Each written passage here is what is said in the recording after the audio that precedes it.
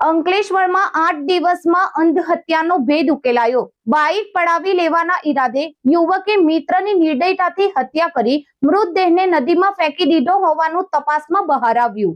માત્ર મોટરસાયકલ પડાવવા મિત્રએ કરી પથ્થરમારી હત્યા। અંકલેશ્વરમાં અમરાવતી બ્રિજ નીચેથી ડીકમ્પોઝ હાલતમાં મળેલો મૃતદેહ, હાથ પર રહેલા દોરા અને ચૂંદડા પરથી મૃતકની ઓળખ થઈ હતી। ભોલાવ જીઆઈડીસીમાં રહેતા અને 1 વર્ષથી ઓળખતા 20 વર્ષીય મૂળ ઉત્તર પ્રદેશના નિર્મલ રાજુ નિષાદે બાઇક પડાવી લેવા હત્યા કરી। ભરૂચની ભોલાવ જીઆઈડીસી વિસ્તારમાં રહેતા 40 વર્ષીય પરેશ મણીલાલ વસાવાના હત્યાકાંડનો ભેદ અંકલેશ્વર રૂરલ પોલીસ અને ભરૂચ ક્રાઇમ બ્રાન્ચે માત્ર થોડા જ દિવસોમાં ઉકેલી નાખ્યો છે।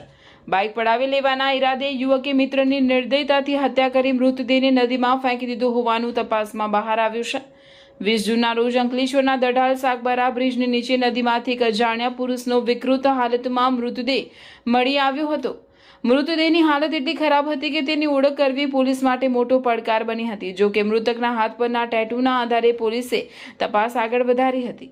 તપાસ દરમિયાન મૃતકની ઓળખ પરેશ મણીલાલ વસાવા તરીકે થઈ હતી। પોલીસને જાણવા મળ્યું કે પરેશ 17 જૂનના રોજ પોતાની મોટરસાયકલ લઈને ઘરેથી નીકળ્યા હતા, પરંતુ ત્યારબાદ પરત ફર્યા ન હતા।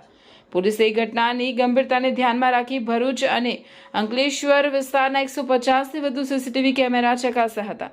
ફૂટેજમાં ચોંકાવનારી હકીકત સામે આવી હતી। પરેશ વસાવાની મોટરસાયકલ કોઈ અજાણ્યો વ્યક્તિ ચલાવી રહ્યો હતો, જ્યારે પરેશ વસાવા પાછળ બેઠેલા જોવા મળ્યા હતા।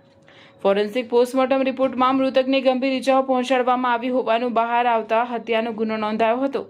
ત્યારબાદ પોલીસની અલગ અલગ ટીમોએ ટેકનિકલ સર્વેલન્સ, હ્યુમન ઇન્ટેલિજન્સ અને ગ્રાઉન્ડ લેવલની તપાસનો સહારો લીધો હતો। સતત વોચ અને ગુપ્ત માહિતીના આધારે પોલીસે આખરે 20 વર્ષીય નિર્મલ રાજુ નિષાદને ઝડપી પાડ્યો હતો। પૂછપરછ દરમિયાન આરોપીએ મોટરસાયકલ પડાવી લેવા માટે પરેશ વસાવાની હત્યા કરી હોવાનું કબૂલ્યું હતું। હત્યા બાદ આરોપીએ મૃતદેહને નદીમાં ફેંકી પુરાવા નષ્ટ કરવાનો પ્રયાસ કર્યો હતો। ઉલ્લેખનીય છે કે આરોપી નિર્મલ નિષાદ સામે અગાઉ પણ અંકલેશ્વરમાં ચેઇન સ્નેચિંગ સહિતના ગુના નોંધાઈ ચૂક્યા છે। તારીખ 20/6/2024 રોજ અંકલેશ્વર રૂરલ પોલીસ સ્ટેશન ખાતે અમરાવતી ખાડીમાં સાગબારા બ્રિજની નીચે એક ડીકમ્પોઝ હાલતમાં એક ડેડ બોડી મળી આવે છે કે જેને જોતા તેની કોઈ જાતની ઓળખ શક્ય હતી નહીં, કારણ કે ચહેરા ઉપર ઘણો તો વિકૃત થઈ ગયો હતો। આ હાલતમાં પોલીસ દ્વારા તાત્કાલિક જ સુરત ખાતે ફોરેન્સિક એફએસએલ કરવા માટે ડેડ બોડીને મોકલી દેવામાં આવે છે અને ત્યારબાદ ડેડ બોડીના ફોટા અને બધું લઈ અને વ્યક્તિની ઓળખાણ માટે ખૂબ પ્રયત્ન કરવામાં આવે છે, જેને આધારે અલગ અલગ અનેક સીસીટીવીઓ, ત્યારબાદ અલગ અલગ જગ્યાએ તેના હાથ પરના છૂંદડા, એના કપડાનું વર્ણન, આ બધું કરીને અઢળક જગ્યાએ તેના ફોટોગ્રાફર દેખાડવામાં આવે છે। 150થી વધારે સીસીટીવી ચેક કરવામાં આવે છે અને જેને આધારે જે મૃતક છે તેનું નામ પરેશ મણીલાલ વસાવા, ઉંમર વર્ષ 40, જે રહે દૂધપરા ડેરી નજીક ભોલાવ જીઆઈડીસી ખાતે તે હોવાનું મળી આવે છે। મીનવાઇલ સુરત ફોરેન્સિક ખાતેથી ખ્યાલ પડે છે કે જે વ્યક્તિની ડેડ બોડી છે તેનું મૃત્યુ કોઈ તીક્ષ્ણ વસ્તુઓ દ્વારા તેના માથામાં મારવાથી થયું હોવાનું સામે આવતા પોલીસ દ્વારા 27/6ના રોજ તત્કાલ ધોરણે 103(1) BNS પ્રમાણે મર્ડરનો ગુનો દાખલ કરવામાં આવે છે અને આગળની તજવીજ ખૂબ આગળ વધારવામાં આવે છે, જેમાં અમારા અંકલેશ્વર ડિવિઝનના ડીવાયએસપી, એલસીબીની ટીમ અને લોકલ પીએ જે છે એ ખૂબ જ મહેનત ઉઠાવે છે અને ત્યારબાદ જે છે એ બધી જ વસ્તુ ચેક કરતા ખ્યાલ પડે છે કે 17/6/2024ના રોજ આ વ્યક્તિ ભોલાવ જીઆઈડીસી ખાતેથી નીકળી અને ત્યારબાદ જે છે તેમનું લોકેશન મળી આવતું ન હતું।